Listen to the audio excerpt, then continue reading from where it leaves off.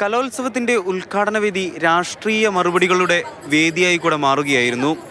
കലകളുടെ പ്രാധാന്യം പറഞ്ഞു തുടങ്ങിയ മുഖ്യമന്ത്രി ഇന്ന് നമുക്ക് ചുറ്റും നടക്കുന്ന കുറച്ച് കാര്യങ്ങൾ കൂടെ പറഞ്ഞു. മുഖ്യമന്ത്രിയുടെ ആ വാക്കുകളൊന്ന് കേൾക്കാം.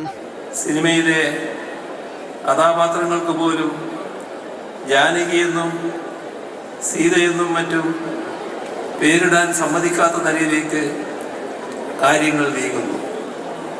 സമാധാനവും സന്തോഷവും ഇല്ലാതാക്കുന്ന ഇത്തരം കലാപകാരികളെ ചെറുത്തോൽപ്പിക്കാനുള്ള നല്ലൊരായുധം കൂടിയാണ് കല.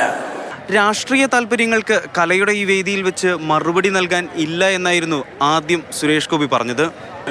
രാഷ്ട്രീയപരമായ പരാമർശങ്ങൾക്ക് ഇതിൻ്റെ ഒരു ഗരിമ, ഇതിൻ്റെ ഒരു അന്തസ്സ് നിലനിർത്തുന്നതിന് വേണ്ടി മറുപടി പറയാൻ വേണ്ടി ഞാൻ ഇവിടെ മുതിരുന്നില്ല. എന്നാൽ പിന്നീട് മുഖ്യമന്ത്രിക്ക് മറുപടിയുമായി കേന്ദ്രമന്ത്രി സുരേഷ് ഗോപി എത്തി. കലയുടെ ഈ വേദിയിൽ വെച്ച് കുട്ടികൾ ഇന്ന് പറഞ്ഞതൊന്നും ശ്രദ്ധിച്ചിട്ടുണ്ടാവില്ല എന്നും കലയിൽ രാഷ്ട്രീയം കലർത്താൻ താല്പര്യമില്ല എന്നുമാണ് മറുപടിയായി സുരേഷ് ഗോപി പറഞ്ഞത്. ഇതൊന്നും ആരും ശ്രദ്ധിക്കുന്ന പോലുമില്ല. അവിടെ ഇരുന്ന കുട്ടികൾ ആരെങ്കിലും അത് ശ്രദ്ധിച്ചാൽ. 249 ഇനങ്ങളാണ് ഈ കലോത്സവത്തിലുള്ളത്. 250ാമത്തെ ഇനമായി വിവാദങ്ങൾ താല്പര്യമില്ല എന്നാണ് മന്ത്രി കെ രാജൻ പറഞ്ഞത്. എന്തായാലും വിവാദങ്ങൾ ഒഴിഞ്ഞു നിൽക്കുന്ന ഒരു കൗമാരപൂരമായി മാറട്ടെ.